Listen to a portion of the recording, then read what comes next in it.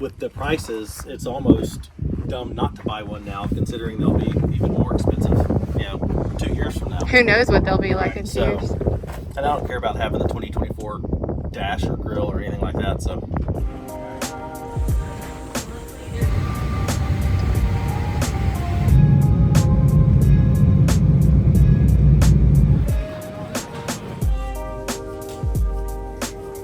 Group 2 customers on board flight 3614 going to Beaumont is with.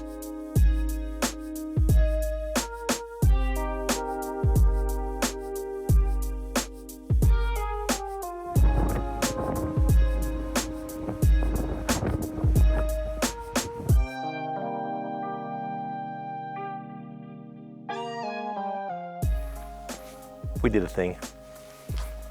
Ta-da! We got a 2023 Jeep Gladiator Rubicon.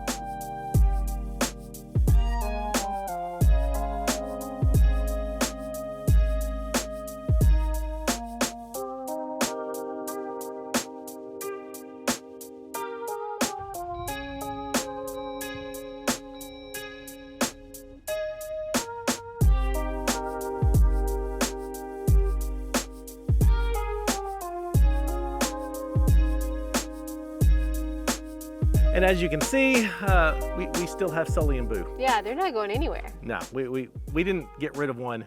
We added one. Yeah. And I know the question is why? Why would we add a third Jeep? But the fact of the matter is, Sully, by summertime, will have over 100,000 miles on it. Mm-hmm. And in a year and a half, our plan is to travel full time. Yep. So the rebates and the deals that you can get Yep. on the 2023 models, we could get $15,000 off. Huge. 2023 Gladiator Rubicon, which just really made the deal too good to pass up. Yeah. For sure. But if you may have noticed from some of the intro footage, we didn't get this locally. No. Absolutely. To Beaumont, Texas. Yeah. Kara actually went to Port Arthur, Texas to pay a visit to one of our channel sponsors, Bolton Chrysler Dodge Jeep Ram. I called up Wade, who's the general manager there, told him what we were looking for. He didn't have anything that we wanted on the lot. He said, let me see what I can find. And so he found... In a couple of hours. Yeah, just in a couple hours. He called me back and said, all right, here are the options. And one of the options was this Firecracker Red Rubicon. Yeah, we gave him a list of colors. All the options that we wanted. None of the options we didn't want. No. And got that all done. They locked in the price for us on the 31st Yep. because as of February 1st, we didn't see the rebates listed on websites anymore. So they locked in that price for us. And then the next day, we finalized all the paperwork and all the details. Which is a huge deal. Which was crazy, doing everything over the phone. And on the road, Bolton just really came through and did amazing work there. They did. They were made the great buying people. process so simple. Yeah. So do not hesitate to give Bolton a call if you're in the market for a Jeep and live out of state. They can even ship it to you. We didn't have them ship it to us, but they can even ship it. They ship Jeeps out of state all the time. So that begs the question, what are we doing with this one? Yeah, I get to choose. I'm excited. Yeah, Kara's kind of in charge of building this up and selecting most of the components and stuff because We got the for the most Overland. part, this will be her daily driver. Yeah, we've got the Overland rig. We've got Sully, who's our Overland rig. We've got Boo, who's our more rock crawler. Yeah, they're not going anywhere. They're not going anywhere. And so what are we going to do with this one? I am going to build this out to be an amazing rock crawler Overland eventual rig. Eventual. It's going to, for now, it will remain a truck. We're not doing anything in the bed. No, I want a truck. We need a truck because there's times where we need to haul stuff around and I can't do it in Sully because Yeah. Sully's no longer a truck. It's a Overland adventure rig. And it's very important for me to have. I've always wanted a truck. Yeah. And I like Jeeps, so being able to do things like that is important. So the remainder of this video is we are going to discuss the lessons that we have learned over the last 12 years of owning Jeeps. Between the two of us, we've owned, this is now our 7th Wrangler-based Jeep. Yeah. We've each had separately 3 different Jeeps Yeah. You had a 2-door, you had a 4-door JK, now you got the 4-door JL. I had Grand a Cherokee in between there. and yeah, a Grand Cherokee And a Renegade. for a hot minute. We don't talk about that one. And then I've had 2 JK, 2 4-door JKs, and then the Gladiator, and now we've got the second Gladiator. So we've made a lot of mistakes over the last 12 years. We've learned a lot of lessons over the last 12 years of not only building and wheeling our own rigs, but also wheeling with how other people built their rigs. So as you can see, this Gladiator is actually still bone stock. We've only actually done 4 modifications to it, and it doesn't even have a name No, we just call it Red Jeep. for now. So first thing we did was have it ceramic coated, because we do very much love the firecracker red color, and we want to keep it looking good. So our buddy Blake at Deco Auto Detailing here in Conway did that for us, and I think did a fantastic job. Yep. Window tint, did add window tinting to the sides and a little bit to the front, and did switch out the horrible factory antenna that's floppy and looked like a whip. And then one of your favorite things. Yeah, we got the Anvil Overland bar inside to have all of our GoPro mounts, our phone mounts, and this time we actually did it in red instead of black. Yeah, It matches the dash. Yeah, we love the Anvil Overland bar Larry's for a great all of guy. our stuff. But the main subject of this video is how to properly build a Jeep. Mostly we're talking Wranglers here, but I think the principles that we're going to talk about really can apply to any vehicle, any brand. Yeah, it's the foundation, I'd Right. say. Well, I mean, we're going to talk specifically about this Gladiator and our experience with the Wranglers, but if you own a 4Runner, these principles apply. If you own a Nissan Frontier, principles apply. Now, these principles are really if you want to build a real solid off-road rig, foundation. If you just want to build your Jeep to look good, then some of this stuff may not apply. You may not care about any of this stuff. But if you want to build like a solid off-road vehicle, that's what we're talking about here. Yeah. Number one, Suspension. suspension and suspension, tires, wheels, that all goes together. Yeah.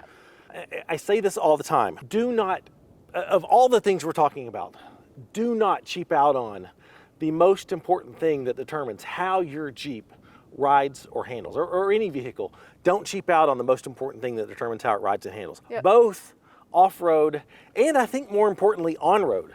Yeah. Because you're going to be driving this on pavement more than any other surface. And around town on the interstates, how this handles and performs there is more important, I think, for me, how it performs off-road. So you don't think I should do 42s and 4-inch lifts? And coilovers and stuff? No, All the things? I don't. Tons? No. Man. So, a cheap lift is not going to give you the components you need to adequately adjust the geometry, to keep your geometry such that as you're driving down the road, it doesn't dart all over the place. You don't hit a bump and it wants to jerk in one direction or another. So a cheap suspension is not going to give you all the components you need. Adjustable track bars, adjustable control arms, quality bushings. I think both of us have had suspensions where in a very short amount of time, the bushings are blown. Yep. And we're not talking specific brands here. If you want to ask in the comments what brands we recommend, we can do that. But it's just a general principle.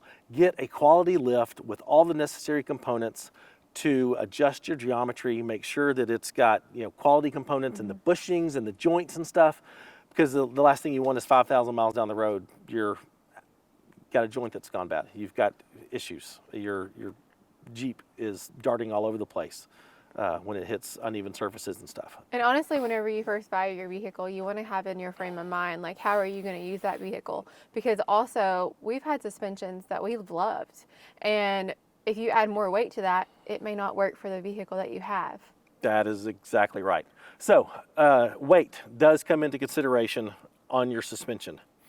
If you are building a heavy vehicle like Sully is, make sure that the suspension is rated for the weight. I started with a suspension on Sully that was a great suspension for a lightweight rock crawler. Yep.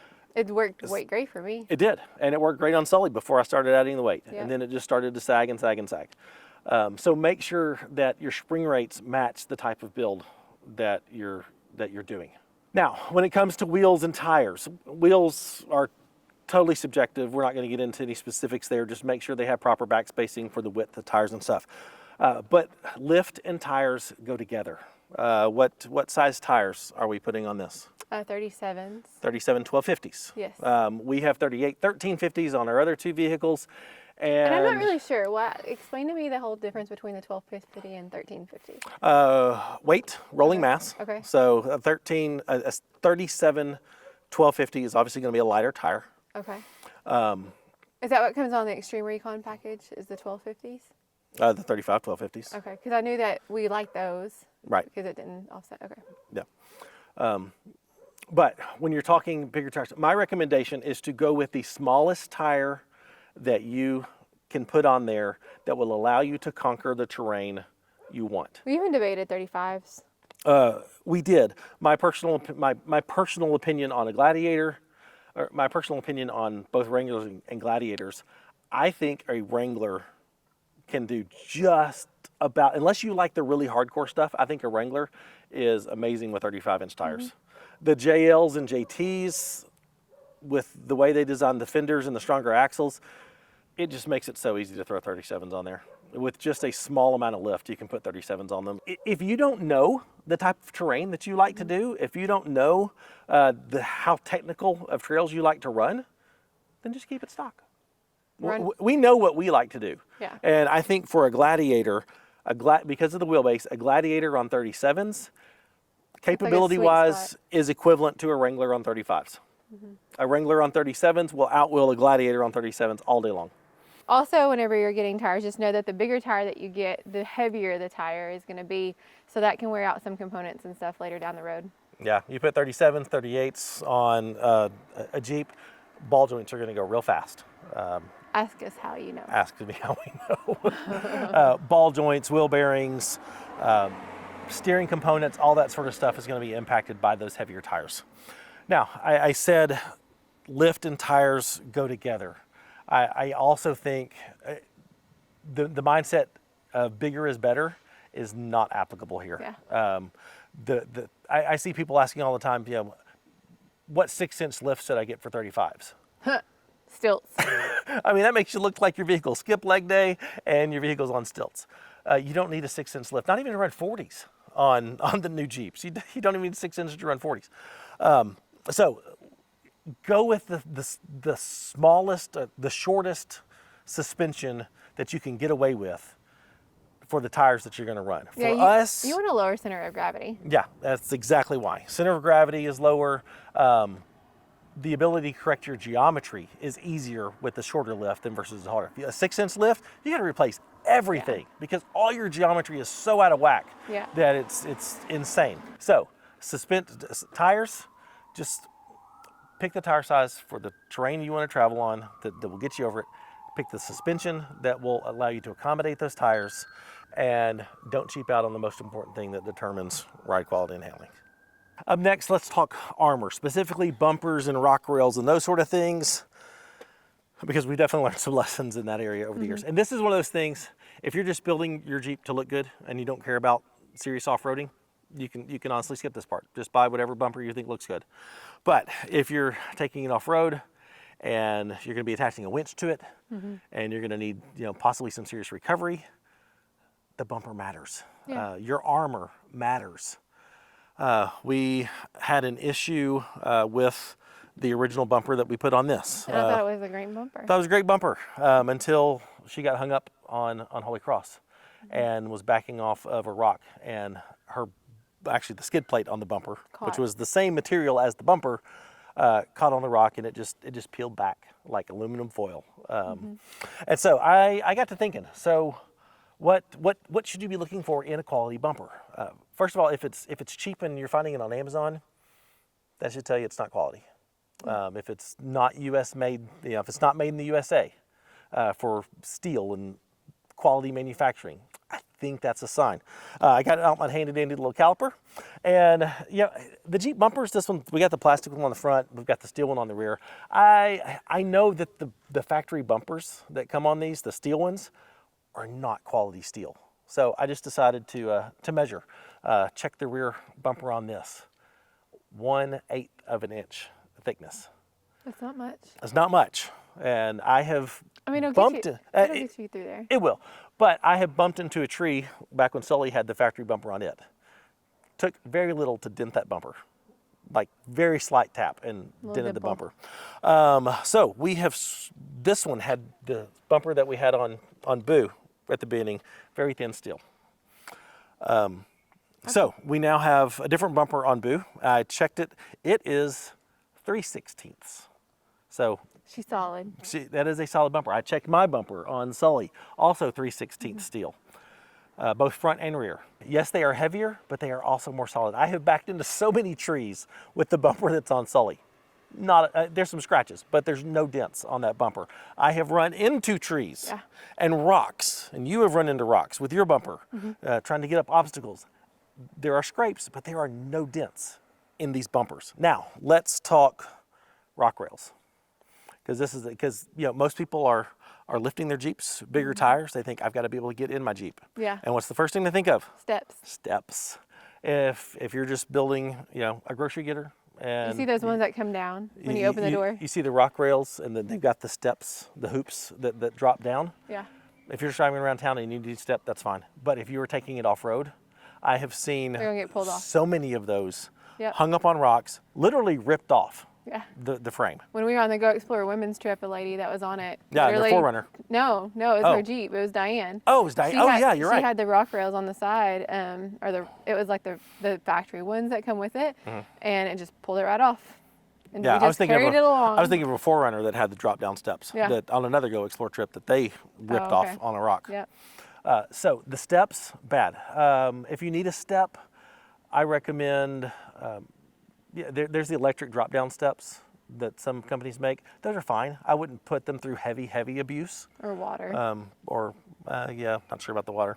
But both Kara and I on ours, we have rock rails that have bars that come out the side. I call them kickers because they help you, kind of kick you off trees and let you pivot around rocks and stuff. Yeah.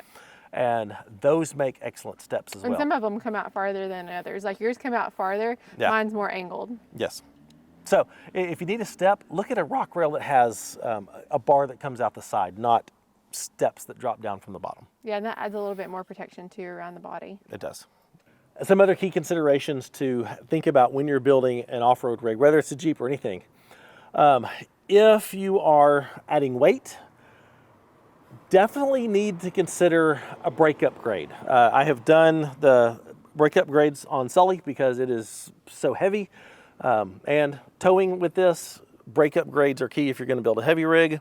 When you're adding larger tires, I think regearing is just a must. What size tires would you say? I think we'll end up regearing this. Really? Yes. We're going to see because we're going to keep it light. Mm-hmm. But this with the 3.6 liter engine comes with 33-inch tires, 410 gears. That's what this is designed for, Yeah. 33-inch tires. Adding 37s, I'll be curious if we see 8th gear again. I'm curious what gear you would suggest because I know you went through a couple different styles of gears. I've got 513s in mine. Yours came from the factory with 456s. And your 456 do great with those 38s. They do. It would probably be better with 488s, but 456, you still see 8th gear, you cruise well, you get good, you actually Because that's get another thing. good fuel economy. You don't want to go over because we learned on yours it Yes. didn't work right. So So do you need to regear with larger tires? Yes. 35 on this, 35s no, 37s I think yes. Borderline. Follow along with this. I want to see as soon as we put 37s on it. I want to see how this does with the 410 gears. Yep. I suspect we'll probably go 488s in it. okay. That's my guess. Well, it depends on how you will it too, right? Also, yes. And in the future, when we're out traveling full time, we will probably say goodbye to Sully. This will become our, our main expedition, exploration vehicle with the back built out. Not sure what that's going to look like yet, but then it will be heavier. We'll see. So we may have to change We'll some see. things. Got 513s in this. I'm really curious. I'm very interested to put 488s in this and just be able to compare. So we'll see. TBD, follow along, subscribe, all that sort of stuff. Watch the build of this. Another thing people ask are about snorkels. Yeah. Obviously, Some people are like, it's not necessary at all. and depending on your wheeling conditions, it's not. We are still undecided if we're going to put a snorkel on Red Jeep.